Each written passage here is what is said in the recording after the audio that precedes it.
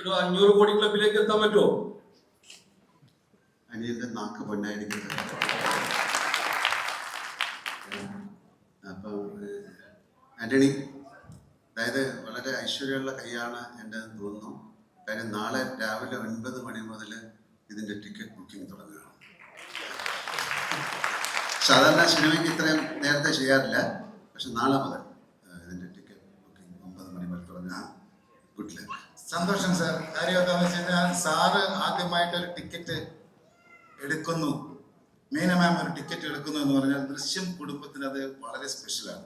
അപ്പൊ നമ്മളിനി അത് വൈകണ്ടെന്ന് വെച്ചു. നാളെ രാവിലെ 9 മണി മുതൽ എല്ലാ ലോകമെമ്പാടും ഈ പടത്തിന്റെ റിസർവേഷൻ സ്റ്റാർട്ട് ചെയ്യാനുള്ള ഒരു അനുവാദം നമ്മളുടെ ആശീർവാദ് സിനിമാസിൽ നിന്ന് കൊടുത്തിരിക്കുകയാണ്. പെൻ അത് സപ്പോർട്ട് ചെയ്തിരിക്കുകയാണ്. പെൻ്റെ അടുത്ത് പോയി സംസാരിച്ചു, ഒരു ഓക്കെ എന്ന് പറഞ്ഞു. അപ്പോൾ ബാക്കിയുള്ള സ്ഥലത്തും അവരെല്ലാം അത് ചെയ്തോളും. വലിയ സന്തോഷം. ഇത്രയും നേരത്തെ ആ റിസർവേഷൻ തുടങ്ങാൻ പറ്റിയത് വലിയ സന്തോഷം.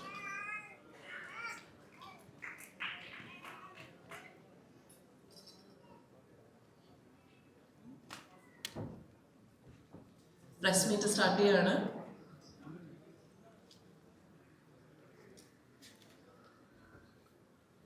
ചോദ്യം ചോദിക്കാനുള്ളവർ മുന്നിലേക്ക് വന്നാൽ നന്നായിരുന്നു. ഒന്ന് കൈ ഉയർത്തുവോ മുമ്പിലേക്ക് വരുവോ ചെയ്ത് കഴിഞ്ഞാൽ മൈക്ക് തരാൻ സൗകര്യം ഉണ്ടായിരുന്നു.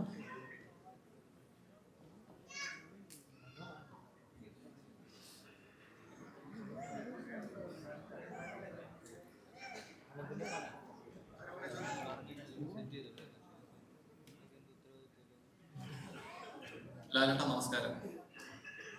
പിന്നീടാണോ? അതെ അതെ. ലാലേട്ട കഴിഞ്ഞ ദിവസം മമ്മൂക്ക കൊടുത്തൊരു അഭിമുഖത്തില് മമ്മൂക്കയോട് ഒരു ചോദ്യം ചോദിച്ചായിരുന്നു. ഒരു ജോലി സ്ഥിരമായിട്ട് ചെയ്യുമ്പോൾ മടുക്കാറില്ല എന്ന് ചോദിച്ചു. അദ്ദേഹം പറഞ്ഞ മറുപടി വളരെ ശ്രദ്ധേയമായിരുന്നു. ഞാൻ ഒരേ ജോലിയല്ല ചെയ്യുന്നത്, ഓരോ ദിവസം ഓരോ കഥാപാത്രമാണ്, ഓരോ സ്ഥലങ്ങളാണ്, ഓരോ അച്ഛനും അമ്മയാണ്, ഓരോ ജോലിയാണ്. അപ്പൊ അത് ശരിക്കും പറഞ്ഞാൽ ഒരു ആക്ടറിനെ സംബന്ധിച്ച് കിട്ടുന്ന ഒരു ഭാഗ്യം കൂടിയാണ്. പക്ഷേ ദൃശ്യത്തിൽ താങ്കളുടെ കഥാപാത്രത്തിലേക്ക് വരുമ്പോൾ 13 വർഷങ്ങൾക്ക് ശേഷം പിന്നെയും അതേ കഥാപാത്രത്തിലേക്ക് വരുമ്പോൾ അതേ പെയിൻ, അതേ ട്രോമ, അതേ ടെൻഷൻ, എങ്ങനെയാണ് അത് ഓവർകം ചെയ്യുന്നത്? അല്ലെങ്കിൽ എങ്ങനെയാണ് കഥാപാത്രത്തിലേക്ക് കയറുന്നത്?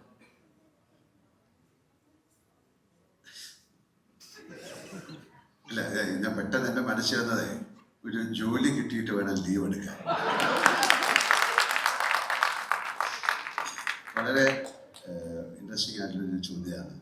പക്ഷെ 13 വർഷം അത്രയും സമയമുണ്ട് അല്ലേ? ഒരു സിനിമ കഴിഞ്ഞിട്ട് 5-6 വർഷം കഴിഞ്ഞിരുന്നു അടുത്ത സിനിമ. അത് സംഭവിക്കുകയാണ്, നമ്മൾ ഒരിക്കലും പ്ലാൻ ചെയ്തതല്ല. അത് കഴിഞ്ഞ് വീണ്ടും ഒരു 5 വർഷം കഴിഞ്ഞാണ് അടുത്ത സിനിമ. അപ്പോൾ അതിലൊരു ക്യൂരിയോസിറ്റി ഉണ്ട്. പിന്നെ ആദ്യം ഈ ദൃശ്യം, ഇപ്പം ഇത് പറഞ്ഞതുപോലെ ദൃശ്യം 1 പോലല്ല ദൃശ്യം 2, ദൃശ്യം 2 പോലല്ല ദൃശ്യം. അപ്പോൾ ആ ക്യാരക്ടേഴ്സിന്, ബാക്കി ക്യാരക്ടേഴ്സിന് ഗ്രോത്ത് ഉണ്ടെങ്കിലും ഇയാൾക്കും ഗ്രോത്ത് ഉണ്ട്. അതുകൊണ്ടാണ് ഞാൻ പറഞ്ഞത് അയാൾ കുറച്ചുകൂടി ഫിലോസഫിക്കലാകുന്നു, സ്പിരിച്വാലിറ്റിയിലേക്ക് പോകുന്നത് എനിക്ക് തോന്നിയത് കൊണ്ടാണ് പറഞ്ഞത്. അതൊരു മടുപ്പായിട്ട് ഒരിക്കലും തോന്നാൻ കഴിഞ്ഞില്ല. കാര്യം ജോർജ് കുട്ടിക്ക് മടുപ്പ് വന്നു കഴിഞ്ഞാൽ ഈ സിനിമ നടക്കില്ല, ഈ കഥ നടക്കില്ല, ഈ കുടുംബം നടക്കില്ല. അതുകൊണ്ട് ഒരിക്കലും പിന്നെ നമുക്കങ്ങനെ നമ്മൾ ചെയ്യുന്ന ഒരു പ്രൊഫഷനോട് ഒരു മടുപ്പ് തോന്നിയാൽ, അങ്ങനെ തോന്നാതിരിക്കട്ടെ, അങ്ങനെ തോന്നിയാൽ അത് നിർത്തുകയാണ്. കാര്യം ആ മടുപ്പ് മറ്റുള്ളവരിലേക്കും എല്ലാം പടരും. ഒരുപാട് പേർക്ക് അങ്ങനെയാണ്. പലർക്കും ഇഷ്ടമല്ലാത്ത ജോലി ചെയ്യുമ്പോൾ അവരത് പ്രകടമായി കാണിക്കും. പക്ഷേ ഒരു പെർഫോമർക്ക് അതൊരിക്കലും സാധിക്കില്ല. ഞാൻ എൻ്റെ സിനിമകൾ 48 വർഷമായിട്ട് ഞാൻ സിനിമയാണ്.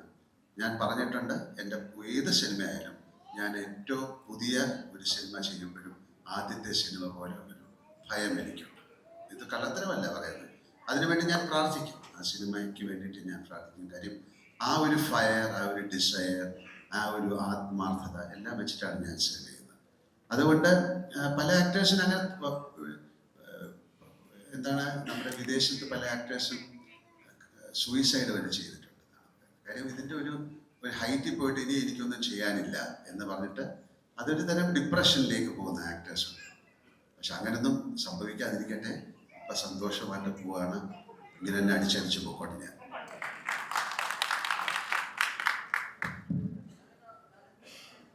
മൈക്ക് തരാം.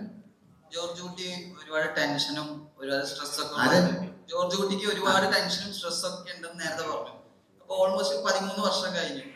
അപ്പോൾ ജോർജ് കുട്ടി എന്താണ് ഇപ്പോ ഇത്ര ചെറുപ്പമായിട്ടിരിക്കുന്നത്? മോനെ, ചിലർക്ക് ടെൻഷനും സ്ട്രെസ്സും ഒന്നും അങ്ങനെ ആവും. സത്യം, തമാശ പറഞ്ഞല്ല. ജോർജ് കുട്ടി എങ്ങനെ ഇരിക്കുന്ന പറഞ്ഞാൽ നമുക്ക് 4 5 ഒക്കെ ചെയ്യണ്ടേ. അപ്പൊ നമ്മള് ജോർജ് കുട്ടി നല്ല മിടുക്കനായിരിക്കണ്ടേ. മിടുക്കനായിരിക്കുന്നതേ ഉള്ളൂ. ജോർജ് കുട്ടിയല്ല, മോഹൻലാലാണ് ഇരിക്കുന്നത്.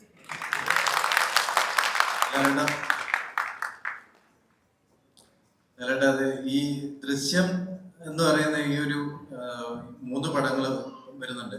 ഇപ്പൊ ഈ 2 പടങ്ങൾ വന്നു കഴിഞ്ഞപ്പോഴും ഒരു പ്രധാന പരാതി വന്നത്, അല്ലെങ്കിൽ വിമർശകരൊക്കെ പറയുന്നത്, ഇത് ഒരു ക്രിമിനൽ മൈൻഡുള്ള ആൾക്കാർക്ക് ഇതൊരു ഗൈഡാണ് എന്നുള്ള രീതിയിലൊരു അഭിപ്രായം വന്നിരുന്നു.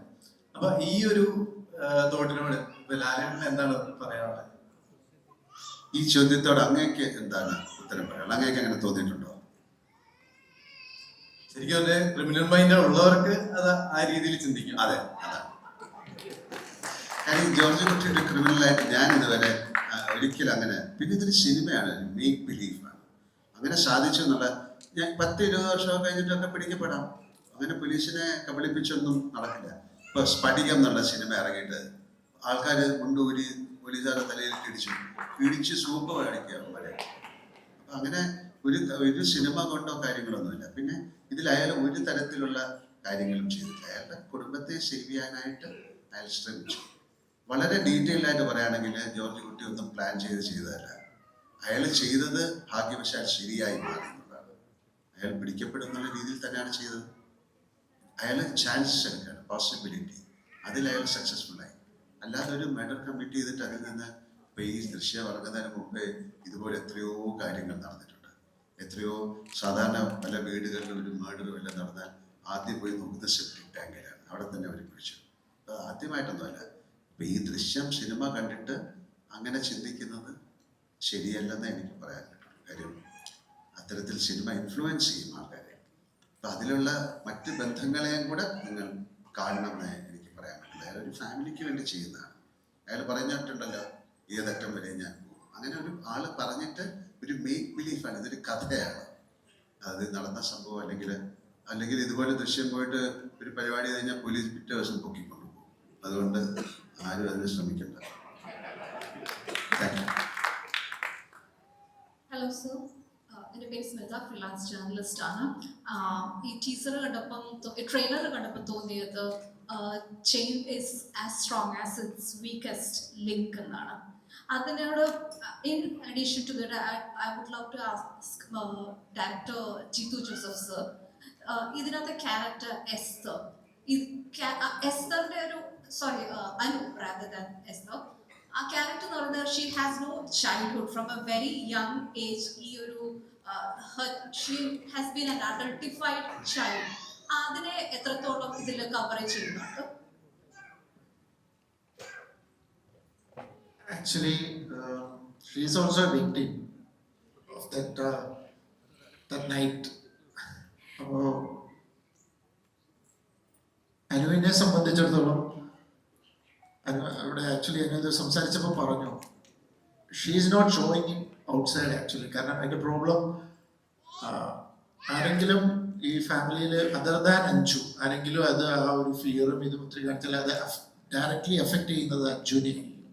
So she is trying to protect. അപ്പോൾ ഒരു പ്രായത്തേക്കാൾ കഴിഞ്ഞ ഒരു മെച്യൂരിറ്റി അനുവിനുണ്ട്. പക്ഷെ ഔട്ടർ സൈഡിൽ ആ മെച്യൂരിറ്റി നമുക്ക് ഫീൽ ചെയ്തില്ല. ഒരു ടിപ്പിക്കൽ ടാൻഡ്രംസ് ഒക്കെ ഉള്ള ഒരു പെൺകുട്ടി എന്നുള്ള രീതിയിലാണ്. പക്ഷെ അതിൻ്റെ ഒത്തിരി നമ്മളതിൻ്റെ ഡെപ്തിലേക്കൊന്നും ഇറങ്ങിയിട്ടില്ല. But it's there.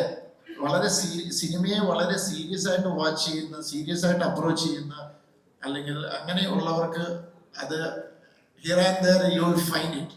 അതിൻ്റെ ഗ്ലിംസസ് നിങ്ങൾക്ക് കിട്ടും.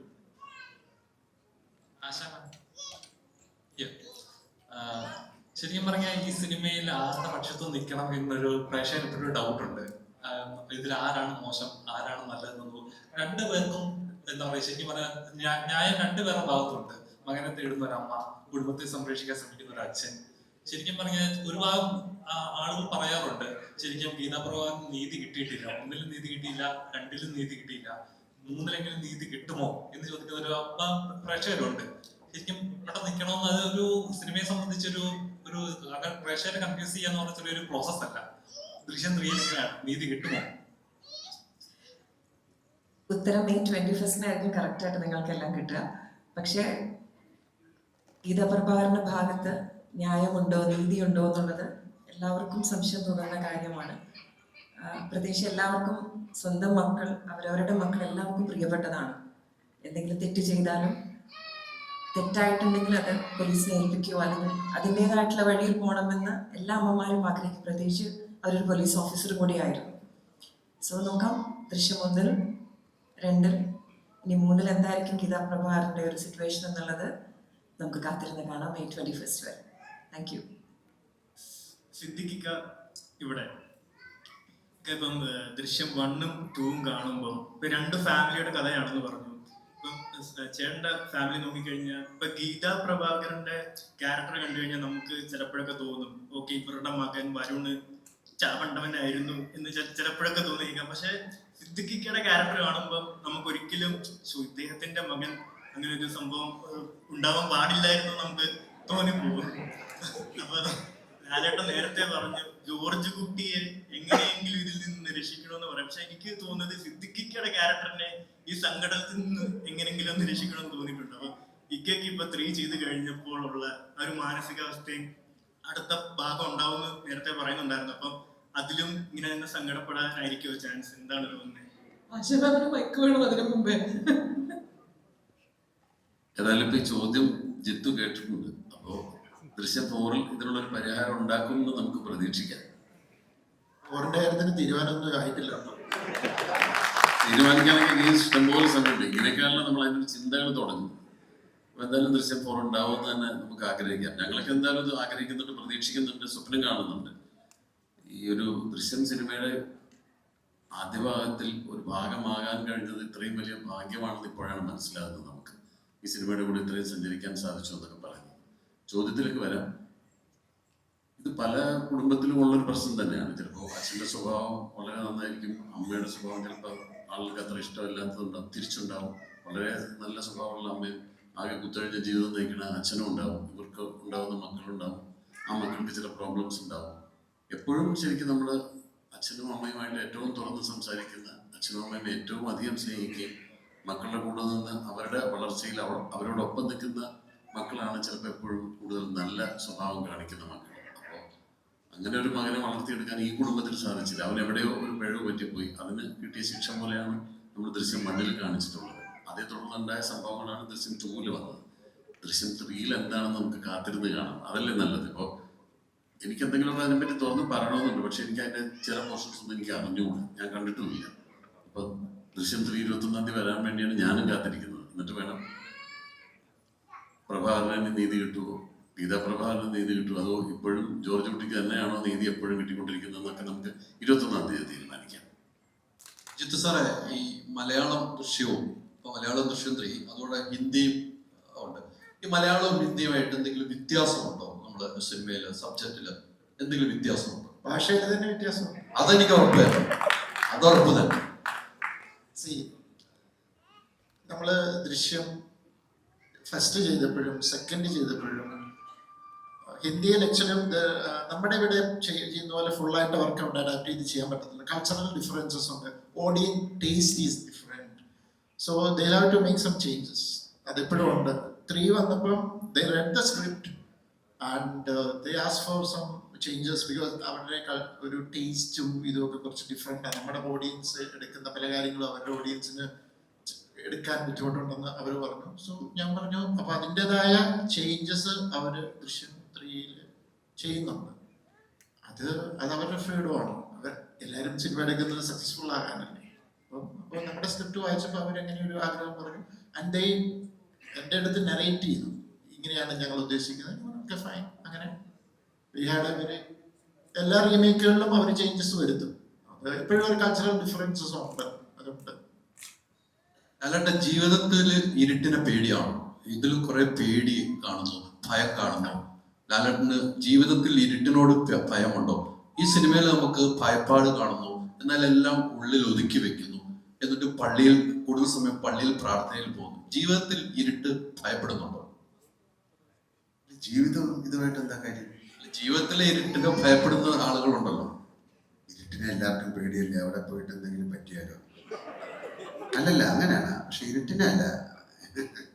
ഇരുട്ടെന്ന് പറയുന്നത് ഭയങ്കര സംഭവമല്ലേ. ഇരുട്ടിൽ നിന്നാണ് വെളിച്ചം ഉണ്ടാകുന്നല്ലേ.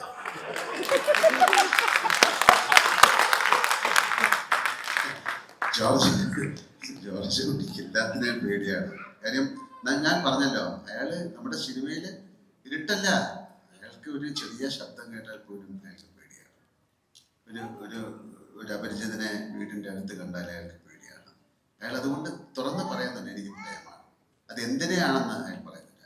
ഇരുട്ടത്തൊക്കെ അയാൾ ഇറങ്ങി നടക്കും, അയാൾക്ക് കുഴപ്പമൊന്നുമില്ല. അല്ലാതെ ഇരുട്ടിനെ മാത്രമല്ല അയാൾക്ക് പേടി, എനിക്ക് വെളിച്ചത്തിനെ പേടിയാണ്.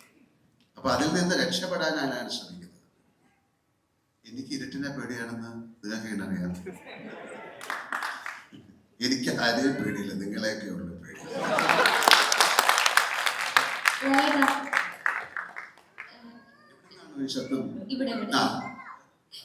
ലാലേട്ടൻ റിയൽ ലൈഫിൽ വളരെ നല്ലൊരു ഫാദർ ആണെന്ന് ഫീൽ ചെയ്തിട്ടുണ്ട്. അത് ജോർജ് കുട്ടിയിലേക്കും റെസണേറ്റ് ചെയ്തിട്ടുണ്ടെന്ന് ലാലേട്ടന് പേഴ്സണലി ഫീൽ ചെയ്തിട്ടുണ്ടോ? തീർച്ചയായിട്ടും അങ്ങനെ ഉണ്ടല്ലോ. എനിക്കൊരു മകളല്ല. അപ്പൊ ഈ കുട്ടികളുമായിട്ട് ഞാൻ അവരുമായിട്ടൊന്നും അധികം സമയം സ്പെൻഡ് ചെയ്യാൻ പറ്റിയിട്ടില്ല. ഈ പിള്ളേരുമായിട്ടൊക്കെ കിട്ടുന്ന സമയത്ത് നമ്മൾ ഓരോ തമാശകൾ പറയുകയും കാര്യങ്ങളൊക്കെ ചെയ്യും. അതിനുള്ള സ്വാതന്ത്ര്യം അവരെ എനിക്കും തന്നിട്ടുണ്ട്, ഞാൻ അവർക്കും കൊടുത്തിട്ടുണ്ട്. അതിപ്പോൾ ഈ സിനിമയിൽ മാത്രമല്ല, എൻ്റെ കൂടെ വർക്ക് ചെയ്യുന്ന എല്ലാവരോടും ഞാൻ അങ്ങനെ തന്നെയാണ് പെരുമാറുന്നത്. നമ്മുടെ വീട്ടിലെ മലയാള സിനിമയിൽ വളരെ കുറച്ച് ആക്ടേഴ്സേ ഉള്ളൂ. അപ്പോൾ അവരൊക്കെ നമ്മുടെ കുടുംബത്തിലെ അംഗങ്ങൾ പോലെ തന്നെയാണ്. കഴിഞ്ഞ 13 വർഷമായിട്ട് ഇത് രണ്ടെണ്ണത്തിൽ കൊണ്ട് നടക്കുകയല്ലേ. ആ ചെറുതിനെ ഈ സിനിമയിൽ പറഞ്ഞത്, ആ ചെറുതാണ് ഏറ്റവും വലിയ കുഴപ്പമെന്ന്.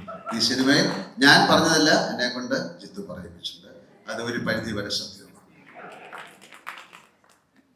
അല്ല, സത്യമല്ല. ഓക്കെ. ആൻഡ്രി ചേട്ടൻ, ഈ നമുക്ക് തോന്നുന്ന ആൻഡ്രി ചേട്ടൻ്റെ സിനിമകൾ ഏറ്റവും കൂടുതൽ നിർമ്മിച്ച സിനിമകളിൽ ലാലേട്ടനും ഇവർ രണ്ടുപേരുമാണ് ജോഡിയായിട്ട് എപ്പോഴും പറയുന്നത്. അത് ഒരു ഭാഗ്യം തെളിയുന്നതാണോ, അതങ്ങനെ സെലക്ട് ചെയ്യുന്നതാണോ? ഈ രണ്ട് ജോഡികളാണ് ആന്റണി പെരുമ്പാവൂരിന്റെ സിനിമകൾ ഏറ്റവും കൂടുതൽ ജോഡികളായിട്ട് വന്നിരിക്കുന്നത്. അല്ല, എൻ്റെ സിനിമയിൽ ആദ്യം മുതലേ അങ്ങനെ അഭിനയിച്ചു വന്നു. ദൃശ്യം എന്ന് പറഞ്ഞൊരു സിനിമ ഉണ്ടായപ്പോൾ സ്വാഭാവികമായിട്ടും ഞങ്ങളുടെ സിനിമകളുടെ കൂടുതൽ അഭിനയിച്ച ആളായി. അപ്പോൾ ആദ്യം മുതലേ അങ്ങനെ സെലക്ട് ചെയ്തതല്ല, അതൊരു ദൈവാനുഗ്രഹം കൊണ്ട് ഞങ്ങളൊക്കെ അത്ര സ്നേഹമായി ജീവിക്കുന്നതുകൊണ്ട് അതിങ്ങനെ കണ്ടിന്യൂ ചെയ്യാൻ പറ്റുന്നു. അപ്പോൾ ഈ 4, 5, 6 ഒക്കെ നമ്മൾ ചെയ്ത് പോകുന്നുണ്ടെങ്കിൽ ഭാഗ്യം കിട്ടിയാൽ, അല്ലെങ്കിലും ഇതുപോലെ പറ്റുന്ന സിനിമകളിൽ തീർച്ചയായിട്ടും അഭിനയിക്കും. മീന മാമും ലാൽസാറിന്റെ കൂട്ടത്തിൽ ആശീർവാദിന്റെ പടത്തിൽ അഭിനയിക്കും. അപ്പൊ തീർച്ചയായിട്ടും കൂടുതൽ ചിത്രങ്ങളുണ്ടാവും. അത് കാരണം അതിന് കാരണം കൂടുതൽ സൗഹൃദങ്ങളാണ്. അപ്പൊ അതും ഒരു പ്രധാന കാരണമാണ്. ചേട്ടാ, ഇന്ത്യയിൽ തന്നെ ഏറ്റവും കൂടുതൽ, അതായത് ബുക്ക് മൈ ഷോയില് ടിക്കറ്റുകൾ വിറ്റഴിയുക, അതായത് ബുക്ക് മൈ ഷോ തുടങ്ങി 1 മണിക്കൂറിൽ ഏറ്റവും കൂടുതൽ ടിക്കറ്റ് വിറ്റുപോയത് എമ്പുരാനായിരുന്നു. നാളെ 9 മണി തൊട്ട് 10 മണി ആകുമ്പോഴേക്കും ദൃശ്യം 3 അടിക്കുമോ? അല്ല, ഈ ഓരോ ചിത്രത്തിന് ഞാൻ മനസ്സിലാക്കുന്നതാണ്. അപ്പൊ ഒരുപാട് പേര് സിനിമ വിതരണം ചെയ്യുന്ന സമയത്ത് ഓരോരുത്തർക്കും ഓരോ രീതികളുണ്ടാവും.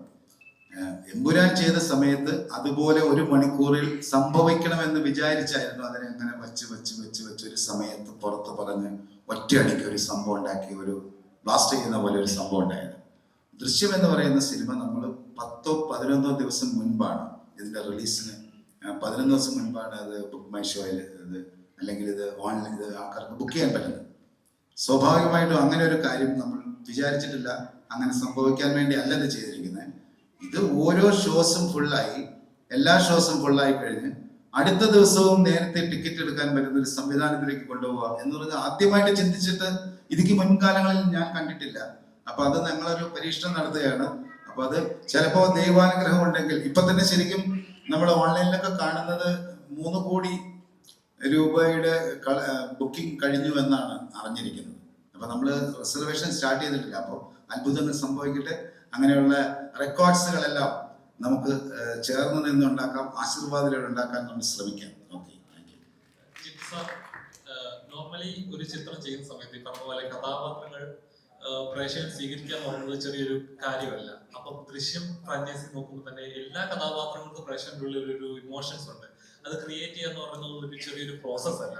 എത്രത്തോളം ടഫാണ് ഇങ്ങനത്തെ ഒരു കഥാപാത്രങ്ങൾ പ്രേക്ഷകരിലേക്ക് എത്തിക്കുക, അല്ലെങ്കിൽ ഇത് പ്രേക്ഷകനെ കൺഫ്യൂസ് ചെയ്യുക. ഒരു നോർമൽ ഹ്യൂമൻ ബീയിങ്ങിനെ സംബന്ധിച്ച് ആരുടെ പക്ഷത്താണ് നിൽക്കുക എന്ന് പറയുന്നത് അത് പ്രേക്ഷകനെ കൺഫ്യൂസ് ചെയ്യുന്ന ചെറിയൊരു പ്രോസസ് അല്ല. ആസ് എ മേക്കർ എത്രത്തോളം ടഫാണ് ഓരോ ഫ്രാഞ്ചൈസിങ്ങനെ ക്രിയേറ്റ് ചെയ്യുമ്പോൾ? നല്ല ടഫാണ്. കാരണം വെച്ച് കഴിഞ്ഞാൽ നമ്മള് എല്ലാ സിനിമയ്ക്ക് സ്ക്രിപ്റ്റ് എഴുതുമ്പോഴും ഇതേ ഒരു മൈൻഡ് സെറ്റിലൊക്കെ തന്നെയാണ് നമ്മൾ സ്ക്രിപ്റ്റ് എഴുതുന്നത്.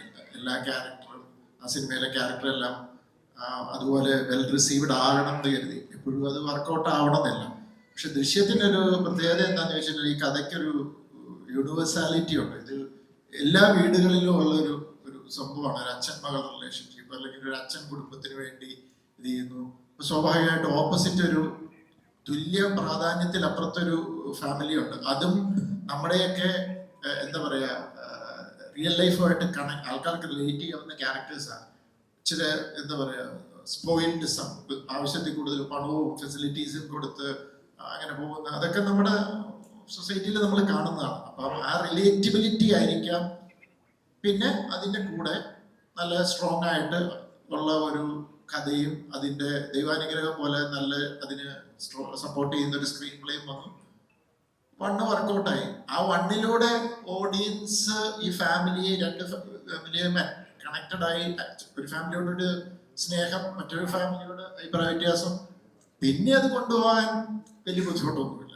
ഫസ്റ്റ് ആയിരുന്നു നമുക്ക് അതിൻ്റെ ഒരു ഏറ്റവും ബുദ്ധിമുട്ടുള്ള ഒരു കടമ്പ. അത് കടന്നു കഴിഞ്ഞാൽ കറക്റ്റായിട്ട് അതിനെ കൊണ്ടുപോകേണ്ട ട്രാക്കിൽ ആ രീതിയിലുള്ള സ്ക്രീൻ പ്ലേ വർക്ക് ചെയ്താൽ അതൊക്കെ പൊക്കോളൂ. പക്ഷെ ഒത്തിരി നാൾ പോവില്ല. അതുകൊണ്ട് നമ്പർ പറഞ്ഞിങ്ങനെ പോയിട്ട് കാര്യമില്ല. നമുക്കതിൻ്റെ ഒരു എന്താ പറയുക ഒരു കെട്ടുറപ്പുള്ള ഒരു സ്ക്രിപ്റ്റ് റെഡി ആകുമ്പോൾ മാത്രമാണ് നമ്മൾ അതിനെക്കുറിച്ച് ആലോചിക്കുന്നത്. അപ്പം ടഫ് തന്നെയാണ് അത്. പ്രത്യേകിച്ച് ഫസ്റ്റ് 1-ലായിരുന്നു അത് ടഫ്. ഫസ്റ്റ് 1-ൽ അത് വർക്കൗട്ട് ആയപ്പോൾ പിന്നെ അത് കുറച്ചുകൂടി ഈസി ആയിരുന്നു. മാം ഇവിടെ മാം ദൃശ്യം 2 നോക്കിക്കഴിഞ്ഞാൽ മാമിന്റെ ക്യാരക്ടറിൽ നിന്നാണ് വലിയൊരു ബ്രേക്ക് ത്രൂ ഉണ്ടാകുന്നത്. കുറെ ട്വിസ്റ്റും കാര്യങ്ങളും മാമിന്റെ ക്യാരക്ടറിൽ ഉണ്ടാകുന്ന ആ ഒരു അബദ്ധത്തിൽ നിന്നാണ്. ഇപ്പം ദൃശ്യം 3-ലേക്ക് വരുമ്പോൾ അത്തരത്തിലുള്ള അബദ്ധങ്ങളൊന്നും പറ്റാതിരിക്കാൻ നോക്കിയിട്ടുണ്ടോ? നോക്കിയിട്ടുണ്ട്, തീർച്ചയായിട്ടും നോക്കിയിട്ടുണ്ട്. പിന്നെ എന്താ പറയാ, ഇനിയും വേണമെങ്കിൽ you have to wait till May 21st. അത്രയേ ഉള്ളൂ, അത്രയേ പറയാൻ പറ്റും. അല്ലാതെ വീണ്ടും ഈ ഒരു ടീമിനോടൊപ്പം അഭിനയിച്ചതിന്റെ വിശേഷങ്ങളൊക്കെ ഒന്ന് പങ്കുവെക്കുകയാണെങ്കിൽ? That is always a pleasure, coming back and ഇവരോടൊപ്പം the characters, ലാലേട്ടൻ, പിന്നെ മക്കള്, പിന്നെ എല്ലാവരും the full unit, പിന്നെ ആ വീട് എല്ലാം it's like going back to it's like a reunion പോലെ. വളരെ നന്നായി. It's a very beautiful feel ആണ്. It's always a very beautiful, it's always a pleasure to be as Rani and meet George Kutti and പിള്ളേര് എല്ലാവരും. Jithu sir ഇവിടെ sir ഇവിടെ സാറേ, ഞാൻ ചോദിക്കാൻ വന്നത് വെച്ചിട്ടുണ്ടെങ്കിൽ ഞാനിപ്പോ ദൃശ്യത്തിന്റെ ഒരു പോസ്റ്റേഴ്സ് എടുത്ത് നോക്കുകയാണ്, 1-ന്റെയും 2-ന്റെയും 3-ന്റെയും പോസ്റ്റേഴ്സ് എടുത്ത് നോക്കുകയാണെന്നുണ്ടെങ്കിൽ അതിന്റെ ഒരു ബൈലൈനായിട്ട് കൊടുത്തിട്ടുള്ള ഒരു സംഭവം ആ ഒരു സിനിമയിലെ ഒരു കോറിനെ എടുത്ത് കാണിക്കുന്നത് 1-ഉം 2-ഉം വെച്ച് നോക്കുമ്പോൾ എടുത്ത് കാണിക്കുന്നതായി എനിക്ക് തോന്നിയിട്ടുണ്ട്. ഇപ്പൊ 1-ല് ദൃശ്യം ദ വിഷ്വൽസ് ക്യാൻ ബി എന്താ പറയാ ഡിസീവിങ്, അതുപോലെ തന്നെ ദൃശ്യം 2 ദ റിഡംപ്ഷൻ, ഇത് രണ്ടും ആ ഒരു ബൈലൈനെ എന്താ പറയാ സാധൂകരിക്കുന്നുണ്ട്. ഇപ്പൊ ഈ ദൃശ്യം 3-ന്റെ ബൈലൈനായിട്ട് പാസ്റ്റ് നെവർ സേസ് സൈലന്റ് എന്നാണ്. അപ്പോ അത് എങ്ങനെ, അതിനെ കുറിച്ച് ഒന്ന് പറയാൻ പറ്റുമോ? എന്തെങ്കിലും സ്പോയിലർ അല്ല എന്നുണ്ടെങ്കിൽ പറയാൻ പറ്റുമോ? അതിനെക്കുറിച്ച് അധികം പറഞ്ഞാൽ പ്രശ്നമാണ്. ബേസിക്കലി നമ്മൾ ചെയ്തു വെച്ച ഒരു കാര്യം, നമ്മൾ ലൈഫ് മുന്നോട്ട് പോയി, പക്ഷെ അത് പാസ്റ്റിലൂടെ കിടപ്പുണ്ട്. അത് ചിലപ്പോൾ ഫ്യൂച്ചറിലേക്ക് വേറെ ഏതെങ്കിലും ഒരു രീതിയിൽ കണക്ട് ചെയ്ത് വരാം. ഒന്നല്ല, ചിലപ്പോൾ പല പല പ്രശ്നങ്ങളുണ്ടാവും. കാരണം ജോർജ് കുട്ടിയുടെ ഈ ഒരു ഇൻസിഡന്റ് തൊട്ടുള്ള ഇങ്ങോട്ടുള്ള ഒരു ലൈഫില് വലിയ കോംപ്ലിക്കേറ്റഡ് ആണ്, പറയാൻ വലിയ ബുദ്ധിമുട്ടാണ്. It's connected with the past. എന്താ അറിയണ്ടേ അല്ലേ? എന്താ പ്രശ്നം എന്നറിയണം, 3-ലെ പ്രശ്നം എന്താണെന്ന് അറിയണം. അതാണ് ഫിയർ എന്ന് പറയുന്ന ഫാക്ടർ. അതാണ് ഇവരെ രക്ഷിക്കാനുള്ള തത്രപ്പാടില് കുറെ സംഭവങ്ങൾ ഉണ്ടായിട്ടുണ്ട്. അപ്പം അതിലെന്തോ തിരിച്ചു വരുവാണോ എന്താണോ എന്നുള്ള അയാളുടെ ഫിയറാണത് ഈ സിനിമ. അത് ഒന്നല്ല, പല രീതിയിലുള്ള അപകടങ്ങൾ ഉണ്ടെന്ന് പുള്ളിക്ക് തോന്നിക്കൊണ്ടിരിക്കുകയാണ്. അതിൽ റിയൽ ആണോ അല്ലയോ അതൊക്കെയാണ് ജോർജ് കുട്ടി ഫേസ് ചെയ്യുന്ന പ്രോബ്ലം. അതാ ഞാൻ കുറച്ച് ഇവിടെ നേരത്തെ ഞാൻ പറഞ്ഞത്, അറിയില്ല ആരാണെന്ന് അല്ലെങ്കിൽ എന്താണെന്ന്, എന്താ പ്രശ്നം എന്നുള്ളത്. അതാണ് പുള്ളിനെ ഒരു ഇരുട്ടിൽ തപ്പുന്ന പോലത്തെ ഒരു അവസ്ഥയിലേക്ക്. Good evening. My question is to Team Panorama, both Kumar sir and Abhishek sir. Panorama has played a very important role in taking this Malayalam story not just to the Hindi audience but also to the global audience. We would like to know how your experience was, and we would like to know a little about your journey in taking this film. I think journey has been great. It's been more than 10 years now with Drishyam. The emotion of the film, the whole, how the experience of the film, watching with people in theatre, the way people reacted to everything, in which when it came, a surprise in the film, the shock elements, the twists, turns, it just worked beautifully with every kind of audience. It was Malayalam audience or a Hindi audience, and a Chinese audience when they saw there. It's gonna go to Korea now. We are making the film in Korean language, in Spanish, and even English language. So I think journey has been great, and I'm hoping it's going to be great going forward with the third part, and hoping we do something more further. And it's an honor to be part of this franchise from last 10 years. Now eventually finally presenting and globally distributing the film worldwide right now. So honored, sir. Hello. Yeah, the last question. This side.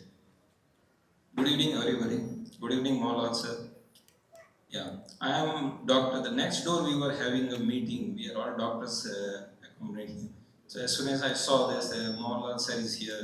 So I just came running and asked. I just wanted to ask him, you and Abhishek sir. So when will be the Hindi version is coming? So we are waiting eagerly for this because we have seen these two versions. Absolutely mind-blowing. So we are just eagerly waiting about the third of this movie, part of this movie. So when this is going to be happening? I think Abhishek can answer this question. There was a very important date in Drishyam, if you remember, 2nd October. Yeah. So that's the date we have chosen for the Hindi part. Thank you. അല്ല, സാധാരണ ലാലേട്ടന്റെ റെക്കോർഡുകളൊക്കെ ലാലേട്ടത്തിനാണ് പൊട്ടിക്കാറ്. അപ്പോ ഇതൊരു പുതിയ record തൂക്കുമോ? പിന്നെ ഇപ്പം 100, 200, 300 കോടി ക്ലബൊക്കെ ആയിട്ടുണ്ട്. അപ്പം നമുക്ക് ഒരു 500 കോടി ക്ലബിലേക്ക് എത്താൻ പറ്റുമോ? അനിയന്റെ നാക്ക് പൊന്നായിരിക്കുന്നത് അല്ലേ? അങ്ങനെയല്ലേ പറയാൻ പറ്റുള്ളൂ. നമ്മൾ അങ്ങനെ വിചാരിച്ചിട്ട് ഒരു സിനിമ എടുത്തിട്ടില്ല, അത് അബദ്ധത്തിൽ പറ്റിപ്പോകുന്ന. ഇത് നല്ല സിനിമയായിരിക്കും. അതിൻ്റെ ഒരു അത് ഏറ്റവും അങ്ങനെ സംഭവിക്കട്ടെ. അതിന് എപ്പോഴും അങ്ങനെയല്ലേ, ഒരു സിനിമ എടുക്കുമ്പോൾ ഇത് ഏറ്റവും നന്നായിട്ട് ഓടണം, ഇത് എത്ര ആൾക്കാർ കാണണമെന്ന് വെച്ചാണ് സിനിമ എടുക്കുന്നത്. പിന്നെ ആ സിനിമയ്ക്കൊരു ജാതകമുണ്ട്, അതനുസരിച്ച് മനുഷ്യരെ പോലെ അല്ലാതെ നല്ല മിടുക്കനായിരിക്കും, കുറച്ച് കഴിയുമ്പോൾ മോശമായിരിക്കും. അപ്പം അതുപോലെ സിനിമയ്ക്ക് ഒരു ജാതകമുണ്ട്, അതിൽ വിശ്വസിക്കുന്നത് ഒരു ഒരു ഒരു മാജിക്കാണ്, ഒരു റെസിപ്പിയാണ്, ഒരു സീക്രട്ട് റെസിപ്പിയാണ്, ആർക്കും അറിയാത്തത്. അതുകൊണ്ട് നമ്മൾ 500 കോടി ഇല്ലെങ്കിൽ ഒരു 300 കോടി അങ്ങനെയല്ല. അതുകൊണ്ട് ആ ചോദ്യം വളരെ രസകരമായിരുന്നു. നമുക്കതിനു വേണ്ടി പ്രാർത്ഥിക്കാം, എല്ലാവർക്കും ചേർന്ന് പ്രാർത്ഥിക്കാം. ഒരിക്കൽ കൂടി എല്ലാവർക്കും നല്ലൊരു രാത്രി നേരുന്നു. അത് പറയാൻ കാരണം എനിക്ക് പോകണം, എനിക്ക് തൊടുപുഴ പോകണം, രാവിലെ ഷൂട്ടിംഗ് ഉള്ളതാണ്. Okay, thank you so much and thank you for your time and space, your patients. Thank you doctor. I think you can go back and continue your activities. And thank you for our patience. Thank you very much.